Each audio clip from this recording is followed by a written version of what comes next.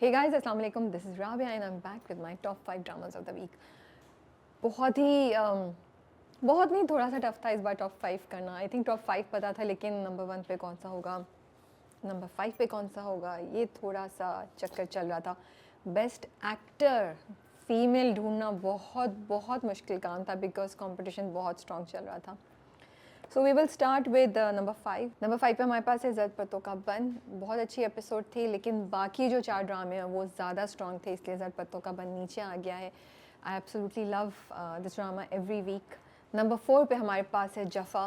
Another, मतलब ये drama इतने मज़े का है, मैं हर फ्राइडे वेट करती हूँ. अभी मुझे हो रहा है यार एक दिन और है, मतलब आज का दिन और कल का दिन, फिर जाके मुझे पता चलेगा कि आगे क्या हुआ.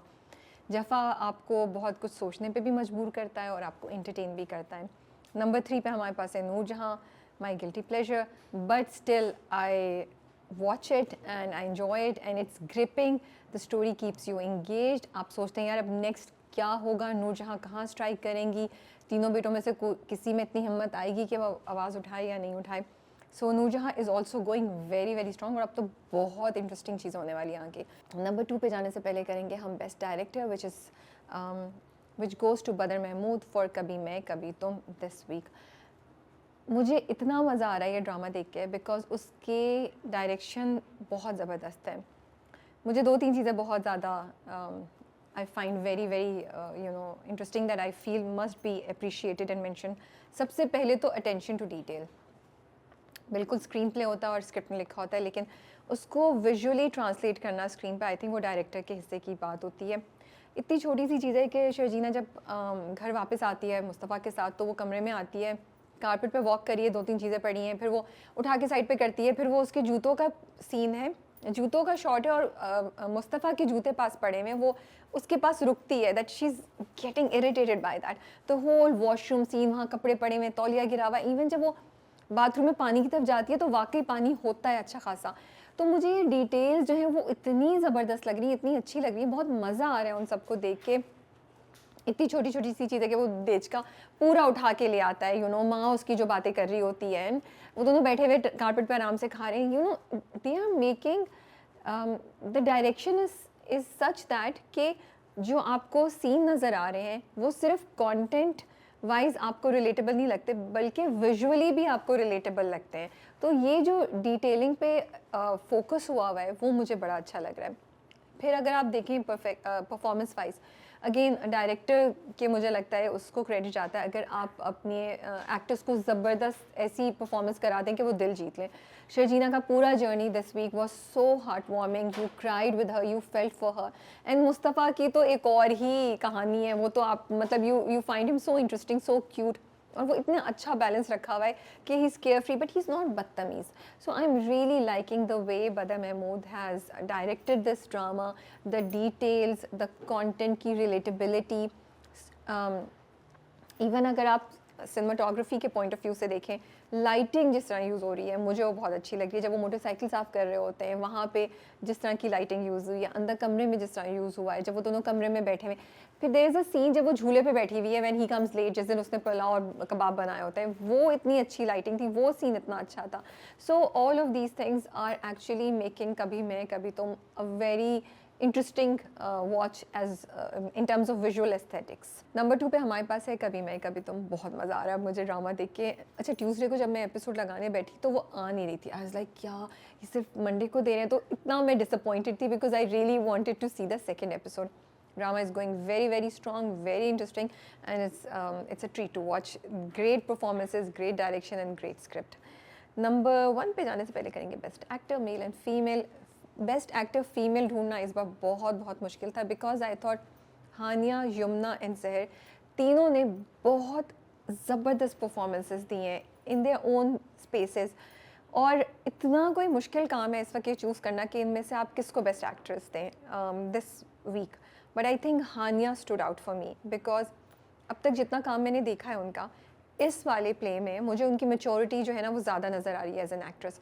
The way she is delivering her role as Sharjeena in Kabhi Main Kabhi Tum is so relatable. It's not over the top, it's subtle but it's impactful. उनके एक्सप्रेशंस, स्पेशली वो सीन जब वो बैठी होती है, जब रुखसतियों के घर आती है तो उसकी जो नंद है वो उससे कहती है ना कि रस्म सुबह कर लेंगे, तो वो स्माइल करिए and it's so obvious that it's a smile जो वो ज़बरदस्ती करने की कोशिश करी है शर्जीना कि मैं गुजार लूँ ये टाइम। फिर बाथरूम में जाके वो ब्रेक डाउन करती है, फिर वो वापस आती है, then you know and makeup भी उन्होंने इतना मिनिमल किया हुआ है, वेरी नेचुरल लुक, और वो वहाँ पे जैसे वो खाना खा रही है and you just want to go and hug her, you know, Sharjina ko. And I think in those scenes, she really made you feel for Sharjina. मुझे हानिया की एक और चीज़ बहुत इंटरेस्टिंग लग रही है इन दिस एपिसोड और इन this drama, she is using very small movements, you know, उनकी आइज़ की, उनके फेस का हल्का सा इधर चेहरा भी होता है, which is subtle but yet impactful. जब सेकेंड एपिसोड का लास्ट सीन है जिसमें अम्मा जो है वो सुना रही हैं कि तुम लोग मुस्तफ़ा को और शर्जीना को कि तुम लोगों ने रात को बर्तन छोड़ दिए और खाना कम खाना और इस तरह की बातें, यू नो, मुस्तफ़ा तो walk Awez, you know, Mustafa चले जाते हैं, कहते तुम सुनो, शी स्टैंडिंग देयर एंड उस वक्त इतनी सटल चेंज ऑफ एक्सप्रेशंस है शर्जीना के, हानिया के, but you know that it's bothering her, it's hitting her, उसकी अना पे, उसकी ईगो पे, उसको नहीं अच्छा लग रहा है क्या हो रहा है। So I think Hania has done an amazing job in this drama and I am absolutely loving her performance. Best actor male goes to Fahad Mustafa as Mustafa in Kabhi Main Kabhi तुम। इतना अच्छा प्ले कर रहे हैं ना, मेरे पास अल्फाज नहीं है, मुझे इतना मज़ा आता है। मतलब एक परफॉर्मेंस देख के अगर आपको मज़ा आ रहा हो, एक होता है कि आप इम्प्रेस हो रहे होते हैं, एक होता है आपको परफॉर्मेंस देख के एक्चुअली मज़ा आ रहा हो, और मैं ये दोनों चीज़ें मेरे साथ हो रही हैं जब मैं फ़हद मुस्तफ़ा की परफॉर्मेंस देख रही होती हूँ एज मुस्तफ़ा इन कभी मैं कभी तुम। He is back on the screen and on T V screen. मैं उनसे बात करी थी तो उन्होंने कहा बैक ऑन स्क्रीन का, मैंने कहा नहीं, आप टी वी पे बड़े अरसे बाद आए हैं ना, इसलिए अच्छा लग रहा है। बड़ी स्क्रीन पे तो हम आपको बहुत अरसे से देख रहे हैं, तो टी वी पे अच्छा लग रहा है।